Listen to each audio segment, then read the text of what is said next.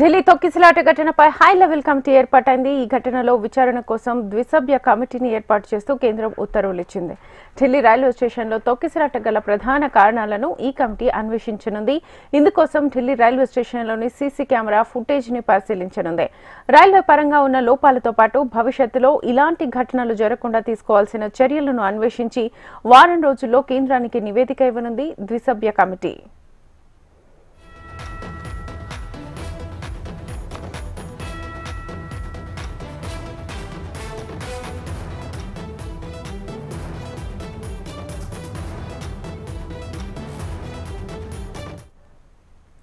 ఢిల్లీ తొక్కిసలాట ఘటనపై high level committee ఏర్పాటైంది. ఈ ఘటనలో విచారణ కోసం ద్విసభ్య కమిటీని ఏర్పాటు చేస్తూ కేంద్రం ఉత్తర్వులు జారీ చేసింది. ఢిల్లీ రైల్వే స్టేషన్లో తొక్కిసలాట గల ప్రధాన కారణాలను ఈ కమిటీ అన్వేషించనుంది. ఇందుకోసం ఢిల్లీ రైల్వే స్టేషన్లోని సీసీ కెమెరా ఫుటేజ్ ని పరిశీలించనుంది. రైల్వే పరంగా ఉన్న లోపాలతో పాటు భవిష్యత్తులో ఇలాంటి ఘటనలు జరగకుండా తీసుకోవాల్సిన చర్యలను అన్వేషించి వారం రోజుల్లో కేంద్రానికి నివేదిక ఇవ్వనుంది ద్విసభ్య కమిటీ.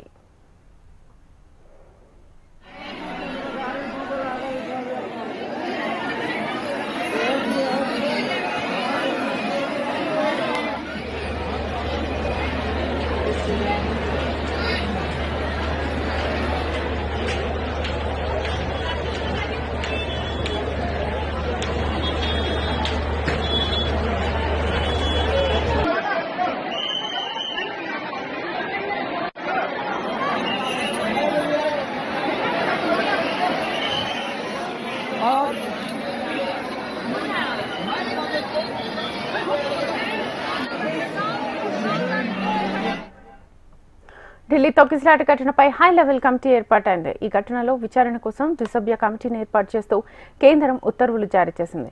ఢిల్లీ రైల్వే స్టేషన్లో తొక్కిసలాట గల ప్రధాన కారణాలను ఈ కమిటీ అన్వేషించనుంది. ఇందుకోసం ఢిల్లీ రైల్వే స్టేషన్లోని సీసీ కెమెరా ఫుటేజ్ ని పరిశీలించనుంది. రైల్వే పరంగా ఉన్న లోపాలతో పాటు భవిష్యత్తులో ఇలాంటి ఘటనలు జరగకుండా తీసుకోవాల్సిన చర్యలను అన్వేషించి వారం రోజుల్లో కేంద్రానికి నివేదిక ఇవ్వనుంది ద్విసభ్య కమిటీ.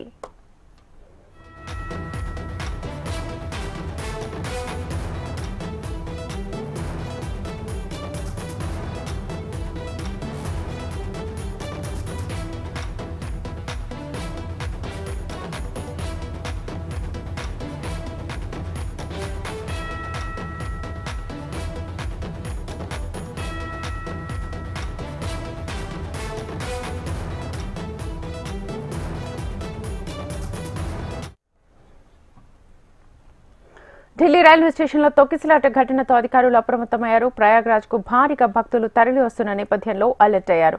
యూపీలోని అన్ని రైల్వే స్టేషన్స్లోనూ భద్రత కట్టుదిట్టం చేశారు. ఎలాంటి అవాంఛనీయ ఘటనలు జరగకుండా చర్యలు చేపట్టారు. అన్ని రైల్వే స్టేషన్స్లోని ఫుట్ ఓవర్ బ్రిడ్జ్ల దగ్గర బందోబస్తును పటిష్టం చేశారు.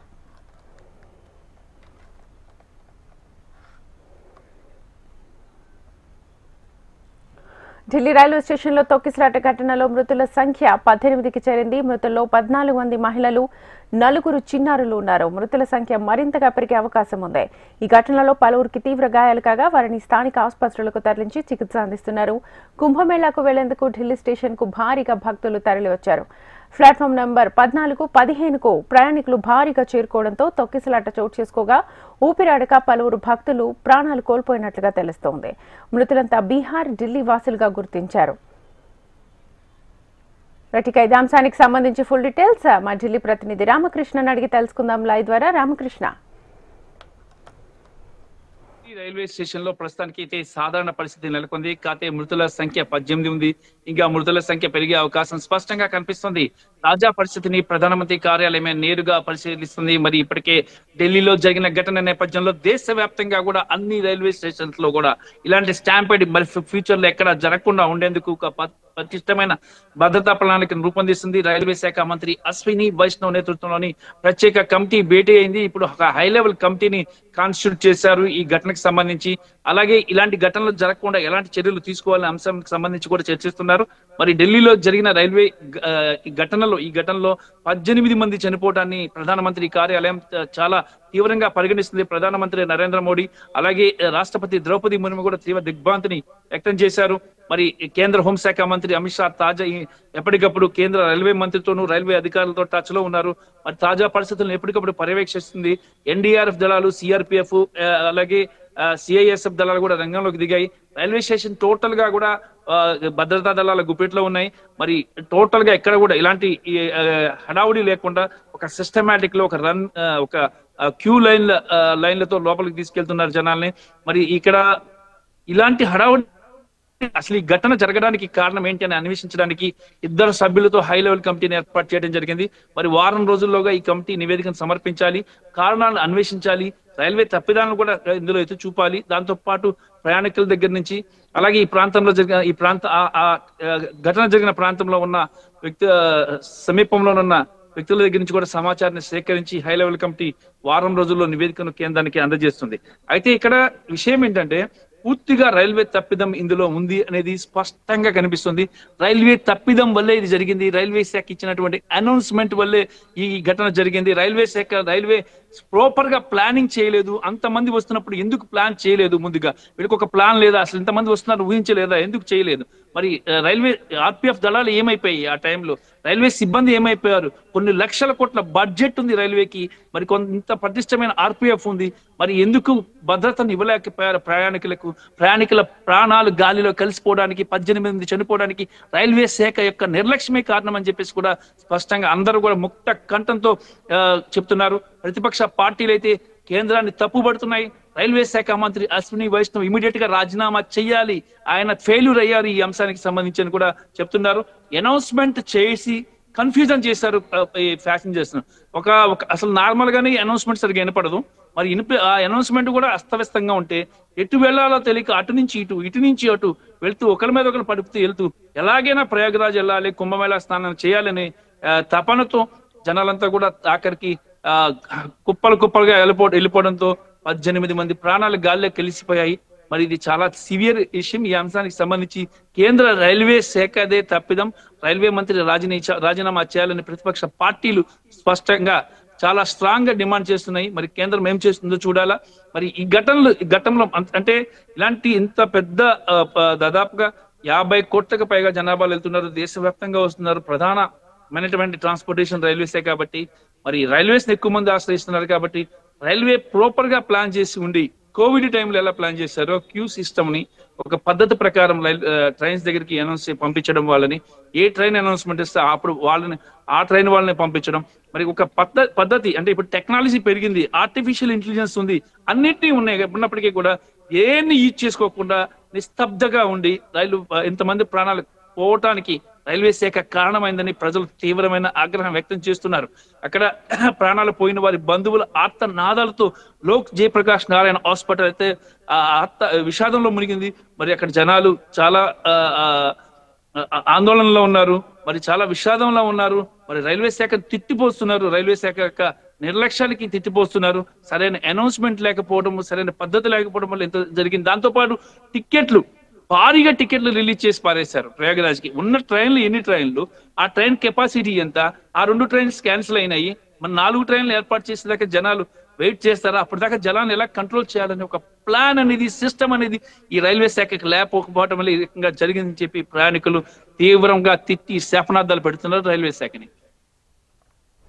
Right Ramakrishna, thank you.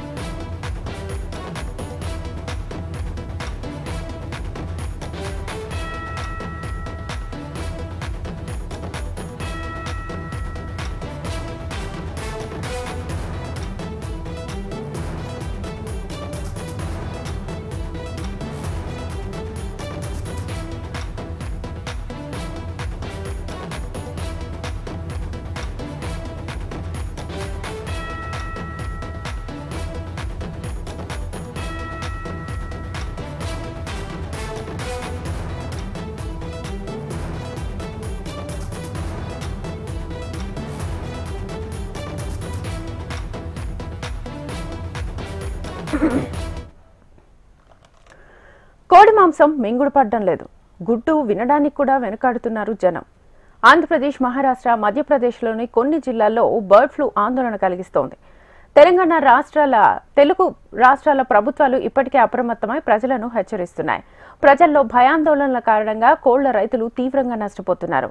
Bird flu కారణంగా తమ దగ్గర చికెన్ అమ్మకాలు పడిపోతే ఇదే సమస్య ఉన్న అమెరికాలో గుడ్ల రేట్లు అమాంతం పెరిగిపోయాయి. హైదరాబాద్లో డజన్ గుడ్లు 52 రూపాయలు కాగా అమెరికాలో 429 రూపాయలు పలుకుతున్నాయి.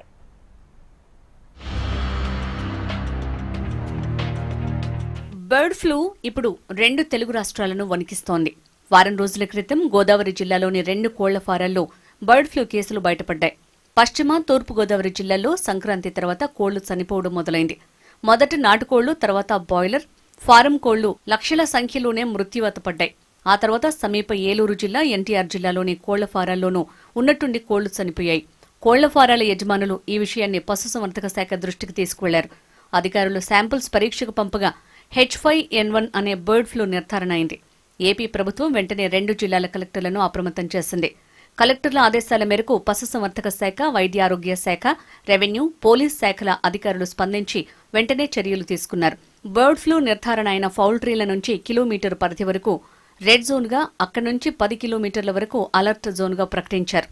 బర్డ్ ఫ్లూ వైరస్ దెబ్బకు పౌల్ట్రీ పరిశ్రమ ఒక్కసారిగా కుదేలైంది. వాటి యజమానులు లబోదిబ్బమంటున్నారు.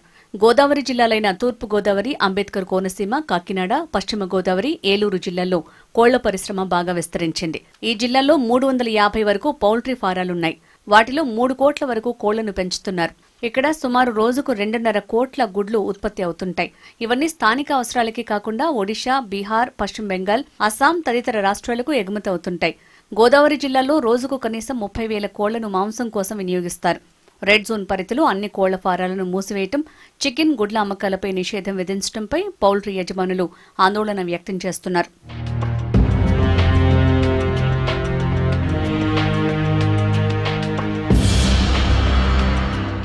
ఏపీలోని పలు జిల్లాల్లో బర్డ్ ఫ్లూ కేసులు నమోదవడంతో తెలంగాణ ప్రభుత్వం అలర్ట్ అయింది.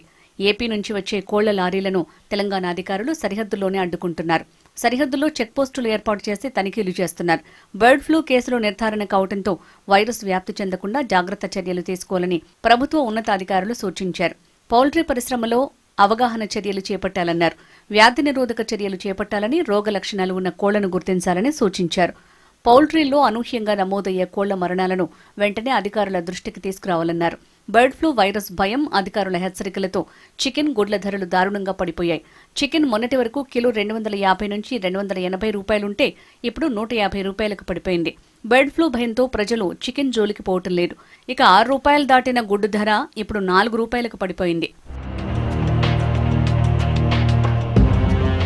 బర్డ్ ఫ్లూ భయంతో కోడి మాంసం, గుడ్లు తినాలంటే జనం భయపడిపోతున్నారు. అయితే బర్డ్ ఫ్లూ ఉన్న 10 కిలోమీటర్ల పరిధిలోని ప్రాంతాల్లోనే చికెన్ తినొద్దని చెప్తున్నారు. వాస్తవానికి ఈ వైరస్ 32-34 డిగ్రీల ఉష్ణోగ్రత వద్ద జీవించి ఉండదంటున్నారు. ప్రస్తుతం ఏపీలో 34 డిగ్రీలు దాటి ఉష్ణోగ్రత నమోదవుతున్నందున ఎలాంటి భయం లేదంటున్నారు. చికెన్ను సాధారణంగా మనం 20 నిమిషాల పాటు ఉడికిస్తాం. అంటే దాదాపుగా 100 డిగ్రీల ఉష్ణోగ్రతలో వండుతాం. అందుకే ఎలాంటి భయం అవసరం లేదంటున్నారు. ఇక గుడ్లు కూడా ఉడకబెట్టిన గుడ్డు కూర తినొచ్చంటున్నారు. అదే ఆమ్లెట్, హాఫ్ బాయిల్డ్ ఎగ్ వంటివి తినకపోవడం మంచిదని సూచిస్తున్నారు. ఉడకబెట్టిన గుడ్లు తింటే ఎలాంటి ముప్పు ఉండదంటున్నారు పశుసంవర్ధక శాఖ అధికారులు. అటు మహారాష్ట్ర, మధ్యప్రదేశ్ రాష్ట్రాలను కూడా బర్డ్ ఫ్లూ వణికిస్తోంది. మహారాష్ట్రలోని లాతూర్, నాందేడ్, నాగ్పూర్, థానే, రాయ్గఢ్, చంద్రపూర్ జిల్లాల్లో ఈ సమస్య తీవ్రంగా ఉంది. చంద్రపూర్ జిల్లా బ్రహ్మపురి తాలూకాలోని మంగ్లీ గ్రామంలో మొదట ఈ వైరస్ ను గుర్తించారు. మంగ్లీ పరిసర 5 కిలోమీటర్ల లోపు గ్రామాల్లో 2065 పక్షులు చనిపోయినట్లు గుర్తించారు అక్కడి పశుసంవర్ధక శాఖ అధికారులు. వైరస్ ని అడ్డుకునే క్రమంలో 7,200 పౌల్ట్రీ కోళ్లను వధించారు. 2,230 గుడ్లు ధ్వంసం చేశారు. బర్డ్ ఫ్లూ మన తెలుగు రాష్ట్రాలకో లేదా కొన్ని భారతదేశ రాష్ట్రాలకో పరిమితమైన సమస్య కాదు. అగ్రరాజ్యం సైతం ఈ వైరస్తో సతమతమవుతోంది. అమెరికాలో బర్డ్ ఫ్లూ తీవ్రత కారణంగా లక్షలాది కోళ్లు చనిపోయాయి. అధికారులు ముందు జాగ్రత్తగా 2024లో 21 మిలియన్లకు పైగా గుడ్లు పెట్టే కోళ్లు చంపారు.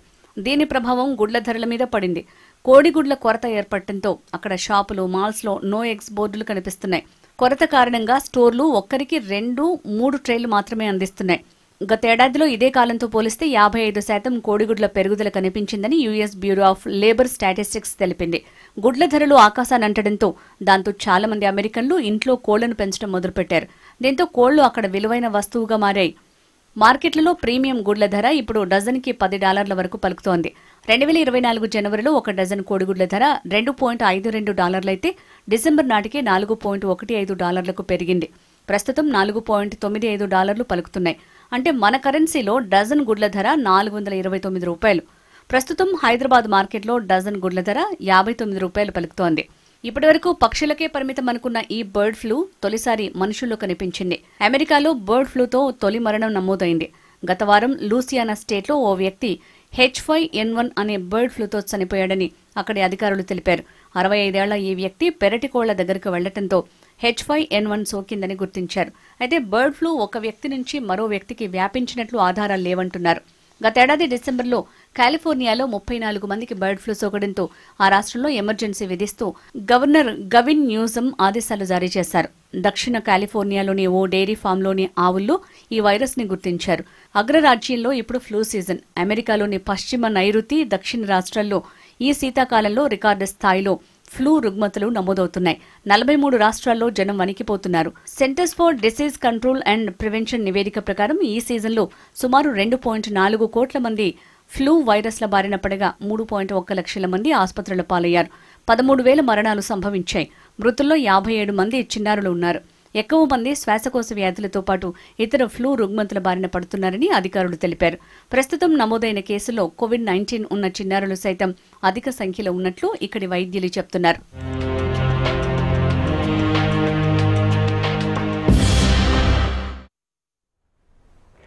పశ్చిమ గోదావరి జిల్లా వ్యాప్తంగా కోళ్లకు బర్డ్ ఫ్లూ సోకడంతో చికెన్ తినేందుకు ప్రజలు ఆలోచిస్తున్నారు.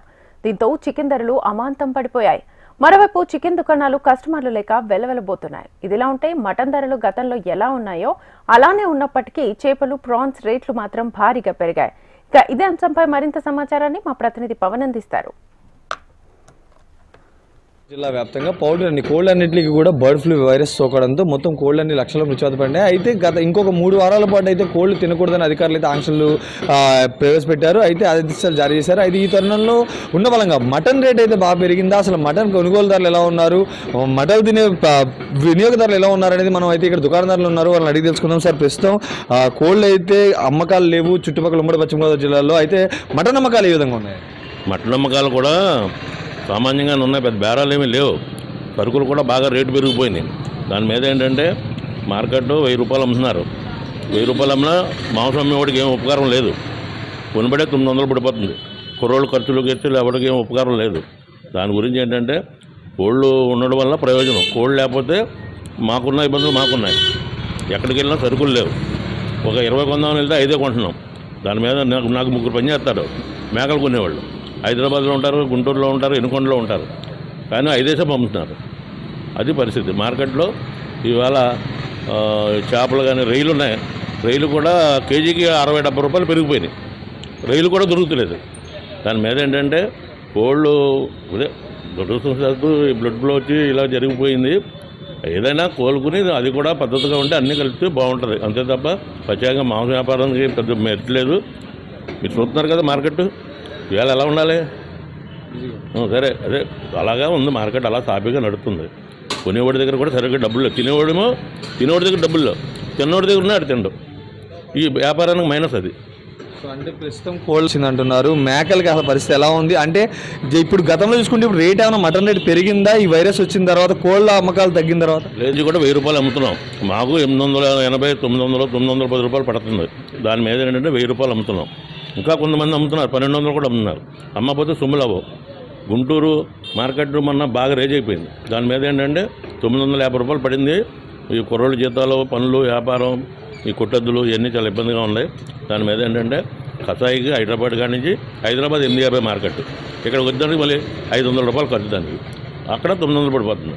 ఇలా దాని మీద అంటే ₹1000 అమ్మినా ఏం మిగలదు. దాని మీద మాంసం, చేప, రొయ్యలు ఉండడం వల్ల, అదే కోడి మాంసం ఉండడం వల్ల ప్రయోజనం, లేకపోతే ఈ వ్యాపారం కూడా అనవసరం. అది ఓన్లీ చికెన్ ఉంటేనే ఏదైనా ప్రయోజనం ఉంటుంది. మటన్ రేట్ అయితే కనుక పండగ ముందు నుంచి ఏదైతే రేట్ అమ్ముతామో ఇప్పుడు కూడా అదే రేట్ అమ్ముతున్నాము, కానీ ఎటువంటి ఖర్చులకు కూడా మిగలట్లేదు. కానీ ఇప్పటికీ చూసుకుంటే బర్డ్ ఫ్లూ వ్యాధి వల్ల అయితే కోళ్ళు ఎప్పుడైతే తినడం మానేశారో మటన్ రేటు కానీ అలాగే చేపల రేటు, రొయ్యల రేటు కూడా పెరిగిందని చెప్పి అమ్మకందారు అయితే చెప్తున్నారు. ఇది ఇక్కడ ప్రస్తుత పరిస్థితి. కెమెరామెన్ శ్రేష్ఠ, పవన్, HMTV, ఉమ్మడి పశ్చిమ గోదావరి జిల్లా నుండి. ఇక అంతు చిక్కని వ్యాధితో ఉమ్మడి నిజామాబాద్ జిల్లాలో వేలాది కోళ్లు మృత్యువాత పడుతున్నాయి. కోళ్ల మృతితో పౌల్ట్రీ యజమానులు రైతుల్లో ఆందోళన నెలకొంది. ఉమ్మడి నిజామాబాద్ జిల్లా సరిహద్దుల్లో ప్రత్యేక చెక్ పాయింట్స్ ని ఏర్పాటు చేసి కోళ్ల రవాణాను అరికడుతున్నారు. కోళ్ల మృతిపై ఇప్పటికే శాంపిల్స్ ని సేకరించి హైదరాబాద్ ల్యాబ్ కు పంపించినట్లుగా కామారెడ్డి పశుసంవర్ధక శాఖ జాయింట్ డైరెక్టర్ సంజీవ్ కుమార్ అన్నారు.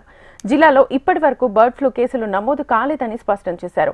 అంతు చిక్కని కోళ్ల వ్యాధిపై అప్రమత్తంగా ఉన్నామంటున్న కామారెడ్డి పశుసంవర్ధక శాఖ జాయింట్ డైరెక్టర్ సంజీవ్ కుమార్ తో మా నిజామాబాద్ ప్రతినిధి భూపతి ఫేస్ టు ఫేస్. వ్యాధితో కోళ్లు మృతి చెందుతున్నాయి. ఇటీవల కాలంలో గత కొన్ని రోజులుగా కోళ్లు మృతి చెందిన సంఘటన కామారెడ్డి జిల్లాలో చోటు చేసుకుంటున్నాయి. ఉమ్మడి నిజామాబాద్ జిల్లా వ్యాప్తంగా కూడా కోళ్లు మృతి చెందడంతో ఇటు పౌల్ట్రీ యజమానులు, పౌల్ట్రీ వ్యాపారులు ఆందోళన చెందుతున్న పరిస్థితి నెలకొంది. అయితే కామారెడ్డి జిల్లాలో అంతుచిక్కని వ్యాధితో ఇటీవల వరుస మరణాలు చెందుతున్న పరిస్థితి నెలకొంది. అయితే ఈ నేపథ్యంలో పశువైద్య శాఖ అప్రమత్తమైన పరిస్థితి నెలకొంది. ప్రస్తుతం పశువైద్య శాఖ జాయింట్ డైరెక్టర్ సంజీవ్ కుమార్ గారు ఉన్నారు మనతోటి. సార్ చెప్పండి, ఎట్లా ఉంది కామారెడ్డి జిల్లాలో పరిస్థితి? కామారెడ్డి జిల్లాలో అయితే చూస్తే ఇప్పుడు పరిస్థితి కంట్రోల్లో ఉంది. మ్యాక్సిమం ఫార్మర్స్ ఆ రోజు ఒక ఇన్సిడెన్స్ అయింది మన దగ్గర బిర్కూర్ మండలంలో. దాని ప్రకారం మేము అక్కడ చూసి శాంపల్స్ పంపించినాం. దాని పరీక్ష బ్లడ్ శాంపల్, ఫీడ్ శాంపల్, తర్వాత లైవ్ అది డేట్ బర్డ్స్ కూడా అక్కడ విబిఆర్కి పంపించినాం. దాదాపు వారం రోజు అయింది. ఇప్పుడు రిపోర్ట్స్ అయితే దాని గురించి ఇటువంటి రాలే. మేము ఏంటంటే ఈ వ్యాధితో పాటు అన్నీ కలిసితో వ్యాధి వస్తుంది. అంటే వైరల్ డిసీజ్ ఒక్క రకాలు లేదు. అదే కుక్కర్ వ్యాధి అంటారు, దానికి అదే ఆర్డీ కానీ, గంబోరో కానీ, కోరెజా కానీ, సిఆర్డి కానీ, ఇటువంటి డిసీజ్ దాంట్లో మిక్స్ అయ్యి కూడా ఒక్కొక్కసారి పోయే అవకాశం ఉంటేనే అనుమానం ఉంది. చుట్టుపక్క మేము అట్లా అంతకుముందే మేము చెప్పిన ప్రకారం హెడ్ ఆఫీస్ ఆర్డర్ ప్రకారం మేము చెక్ పోస్ట్ స్టేట్ బార్డర్లో 24/7 మా 3 డాక్టర్స్లు 24/7 విత్ పోలీస్ డిపార్ట్మెంట్ మేము పకడ్బందీగా అక్కడ మూమెంట్ అసలు మహారాష్ట్రలో వచ్చిన వ్యాధి గురించి మాకు తెలిస్తే ముందు నుంచి మేము లాస్ట్ మంత్ నుంచినే 28 నుంచి మేము లీవ్లో ఉన్నా కూడా మా సార్ అది మేము డిప్యూట్ చేసినాం. Till it is continue. తర్వాత ప్రతి మండల మేము ర్యాపిడ్ టీమ్స్ ఫామ్ చేసినాం. ర్యాపిడ్ టీమ్ అంటే ర్యాపిడ్ రెస్పాన్స్ టీమ్ అంటే ఒక డాక్టర్, పారావెట్స్, ఒక అటెండర్, ముగ్గురు కలిసి వాళ్ళు మన విజిట్ చేస్తున్నారు ఫార్మ్స్కి. విజిట్ చేసిన తర్వాత ఎక్కడ కానీ మార్టిలిటీ ఉందా, అన్యూజువల్ మార్టిలిటీ ఉందా, ఎక్కడి నుంచి ఫీడ్ వాడుతున్నారా, ఎక్కడి నుంచి కానీ మూమెంట్ అయిందా వెహికల్స్ది, అది వాళ్ళు మా డాక్టర్స్ చూస్తున్నారు. Personally they are visiting. And మేము ఈ రిపోర్ట్స్ కూడా మేము హెడ్ ఆఫీస్కి పంపిస్తున్నాం. దాదాపు మేము 70 to 80% దాదాపు ఫామ్ విజిట్ చేసినాం. ఎక్కడ ఇటువంటి అన్యూజువల్ మార్టిలిటీ మాకు కనపడలే. నేను పర్సనల్ నిన్న ఒక 4-5 ఫామ్స్ పోతే ఎస్ఎస్ నగర్ పోయినా, తర్వాత నిన్న బీబీపేట మండల్ పోయినా, దాదాపు 6 నుంచి 7 ఫామ్ నేను చూస్తే 60% వరకు ఎవరు ఉన్నారు బర్డ్స్ వాళ్ళు తీసేసిండు. మ్యాక్సిమం ఫార్మర్స్ అయితే 50 నుంచి 60% వరకు సెట్స్ ఖాళీ ఉన్నాయి. ఇప్పుడు ఉన్నాయి వాళ్ళు చిక్స్ ఎవరి దగ్గర ఉన్నాయి వాళ్ళకి బాగా జాగ్రత్తగా ఉండాలి. డిసిన్ఫెక్టెంట్ వాడాలా, బయోసెక్యూరిటీ మెజర్ పెట్టుకోవాలా, తర్వాత వెహికల్స్ మూవ్మెంట్ చూడాలా. ఎక్కడి నుంచి కానీ బయట నుంచి వెహికల్స్ ఉంటే ఫుడ్ బాత్స్ పెట్టాలా. లోపల పోవాలంటే లేబర్స్ కానీ ఎక్కడి నుంచి కానీ మైగ్రేటెడ్ లేబర్ వస్తే మీరు పెట్టవద్దు కొత్త లేబర్స్ అని అన్ని జాగ్రత్తలు వాళ్ళకి మా స్టాఫ్ కానీ మా ద్వారా కానీ నేను కానీ పర్సనల్ పోయి మేము చెప్తున్నాం. ఇటువంటి మాకు అన్యూజువల్ మార్టిలిటీ ఈ తర్వాత రిపోర్ట్స్ ఏం రాలే. అండ్ ఆల్ ప్రికాషనరీ మెజర్స్ మేము కండక్ట్ చేస్తున్నాం. Till now it is continue. మనం జిల్లా సరిహద్దు ప్రాంతాలకు సంబంధించి కర్ణాటక, మహారాష్ట్ర, ఆంధ్రప్రదేశ్లో బర్డ్ ఫ్లూ సోకిందని ప్రచారం జరుగుతుంది. అదేవిధంగా అలాంటి లక్షణాలు జిల్లాలో ఉన్నాయా? అటువంటి లక్షణాలు అయితే కొన్ని లక్షణాలు అంటే ఆ వ్యాధి లక్షణాలు అనవద్దు. ఎందుకంటే అది ఆ వ్యాధికి వచ్చిన లక్షణాలు వేరే డిస్ట్రిక్ట్స్లో కూడా ఉంటుంది. కాబట్టి మనం అంటిల్ అండ్ అన్లెస్ మనకి ల్యాబ్ రిపోర్ట్ వస్తేనే మనం చెప్పగలుగుతాం. మన స్టేట్లో అయితే ఇప్పటివరకు ఇక్కడ డిక్లేర్ కాలేదు. తర్వాత చెప్పాలంటే మహారాష్ట్ర నుంచి కూడా ఒక మహారాష్ట్రలో నాందేడ్ పక్క ఉంది కాబట్టి అక్కడ డిక్లేర్ అయింది అంటున్నారు. చుట్టుపక్క మేము అన్ని బార్డర్స్ చేసినాం. కర్ణాటక నుంచి కూడా బర్డ్స్ మూమెంట్ లేదు, ఏం లేదు. కాబట్టి మనం ఇప్పుడు దాని గురించి నాకు అది చెప్పరాదు, కాంక్రీట్గా ఇదని చెప్పరాదు దాని గురించి. చివరగా పౌల్ట్రీ రైతులకు, యజమానులకు మీరు ఇచ్చే సందేశం? పౌల్ట్రీ రైతులు యజమానులకి మేము కలెక్టర్ సార్ ఆధ్వర్యంలో మొన్న అవేర్నెస్ మీటింగ్ పెట్టినాం. దాదాపు 70 వరకు ఫార్మర్స్ అటెండ్ అయిన జిల్లా నుంచి. తర్వాత మేము మండల్ లెవెల్లో కూడా అవేర్నెస్ మీటింగ్ పెడుతున్నాం. మండల్ లెవెల్లో కూడా మా డాక్టర్స్ పిలిపించుకొని వాళ్ళ దగ్గర పోయి మాట్లాడుతున్నారు. ఏం చెప్తున్నంటే వాళ్ళకి అవేర్నెస్ గురించి అంటే ఇదే డిస్ఇన్ఫెక్షన్ ఉన్నాయి చిక్స్ మంచి. తర్వాత ఇప్పుడు ఎండాకాలం వస్తుంది. ఇలా సెకండ్ రీజన్ అంటే సడన్ టెంపరేచర్ కూడా చేంజ్ అయింది కదా. ఆ టెంపరేచర్ చేంజ్ అయితే కూడా కొంచెం వెయిట్ ఉన్న బర్డ్స్కి ఎఫెక్ట్ పడుతుంది, చనిపోయే అవకాశం ఉంది. కానీ రైతులకు ఏం చెప్తున్నంటే ఇప్పుడు వాళ్ళు అది ఉంటుంది కదా, గడ్డి ఉంటుంది కదా, కొంచెం గడ్డి వేసేసి దాని మీద నీళ్ళు చాలా ప్రోగ్రెస్ వాళ్ళు పెడుతున్నారు. బట్ ఇది ఎండాకాలంలో కూడా ప్రికాషన్స్ మనం హిట్ స్టేజ్కి కూడా ప్రికాషన్ తీసుకోవాలని చెప్తున్నాం. డిస్ఇన్ఫెక్షన్ చేయాలని చెప్తున్నాం. సపోర్టివ్గా ఇమ్యూన్ బూస్టర్స్ వాడాలని చెప్తున్నాం. వాళ్ళు వాడుతున్నారు. తర్వాత మ్యాక్సిమం ఇక్కడ 70 to 80% ఇంటిగ్రేషన్ ఫార్మింగ్ ఉంది. ఇంటిగ్రేషన్ ఫార్మింగ్ అంటే వాళ్ళే లిఫ్ట్ చేస్తున్నారు, వాళ్ళే సప్లై చేస్తున్నారు. కాబట్టి వాళ్ళు కూడా సూపర్వైజర్, వాళ్ళ డాక్టర్స్ కూడా పర్యవేక్షణలో ఉన్నారు. మాతో పాటు వాళ్ళు కూడా గైడ్ చేస్తున్నారు. ఇదే మేము చర్య తీసుకుంటాం మా జిల్లా ద్వారా. ఇప్పటి వరకు జిల్లాలో బర్డ్ ఫ్లూకు సంబంధించి ఎలాంటి కేసులు నమోదు కాలేదు. కేవలం కోళ్ళు చనిపోయిన విషయంలో వాటిని శాంపిల్లు సేకరించి హైదరాబాద్ ల్యాబ్కు పంపించడం జరిగిందని చెప్తున్నారు. అదేవిధంగా పశు సంవర్ధక శాఖ ఆధ్వర్యంలో జిల్లా సరిహద్దులో కర్ణాటక మహారాష్ట్రకు సంబంధించిన సరిహద్దుల్లో ప్రత్యేకమైన 24/7 వెహికల్ చెకింగ్ ఏర్పాటు చేస్తున్నాము. ఇతర రాష్ట్రాల నుంచి వాహనాలు రాకుండా చూస్తున్నామని కూడా చెప్తున్నారు. పౌల్ట్రీ రైతులకు ఇప్పటికీ అవేర్నెస్ క్యాంపు కూడా ఏర్పాటు చేసి వారికి అవగాహన కల్పించడం జరిగిందని జాయింట్ డైరెక్టర్ సంజయ్ కుమార్ చెప్తున్న పరిస్థితి. కెమెరా పర్సన్ కళ్యాణ్తో భూపతి, HMTV, కామారెడ్డి. తిరుపతి వాస్తవ్యుడు అంబూరు మల్లికార్జునరావుకు international human development university doctorate అవార్డును ప్రదానం చేసింది. 20 సంవత్సరాలుగా సంఘ సేవకుడిగా, కార్మిక నాయకుడిగా మల్లికార్జునరావు సోషల్ సర్వీస్ సేవలను ఇంటర్నేషనల్ హ్యూమన్ డెవలప్మెంట్ యూనివర్సిటీ గుర్తిస్తూ డాక్టరేట్ను అవార్డును ప్రకటించింది. ఇన్స్టిట్యూట్ మేనేజర్ బ్రాంగాస్ ఆడిటోరియం గోవాలో జరిగిన కార్యక్రమంలో ASGS and national international culture ambassador president doctor Mahesh Goud, Gulbarga university మాజీ vice chancellor doctor Pratap Singh Tiwari చేతుల మీదుగా గౌరవ డాక్టరేట్ను ప్రదానం చేశారు. తాను చేస్తున్న సేవలను గుర్తించి international human development university doctorate ఇవ్వడం సంతోషకరంగా ఉందని మల్లికార్జునరావు అన్నారు. డాక్టరేట్ ద్వారా గౌరవమే కాకుండా బాధ్యత కూడా మరింతగా పెరిగిందని, ఇదే స్ఫూర్తితో రానున్న రోజుల్లోనూ సమాజంలో అన్ని వర్గాల ప్రజల కోసం తన వంతు కృషి చేస్తానని తెలిపారు.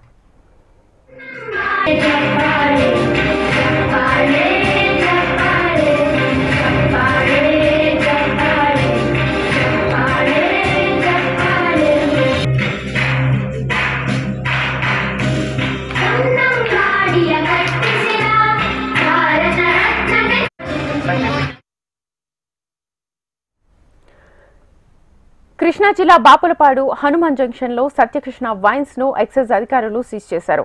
వైన్ షాప్ నుంచి మద్యాన్ని తరలించి అమ్మకాలు చేస్తున్నట్లుగా గుర్తించారు. ఎక్సైజ్ సిబ్బంది సోదాలు నిర్వహించి అక్రమంగా తరలించిన మద్యం బాక్సులను సీజ్ చేశారు. బాపులపాడు మండలం మల్లపల్లిలో సాంబశివరావు నుంచి 6 మద్యం కేసులు స్వాధీనం చేసుకున్నారు. మద్యం సీసాలపై హనుమాన్ జంక్షన్ లోని సత్యకృష్ణ వైన్ షాప్ నుంచి తరలించినట్లుగా ES నెంబర్లను గుర్తించారు.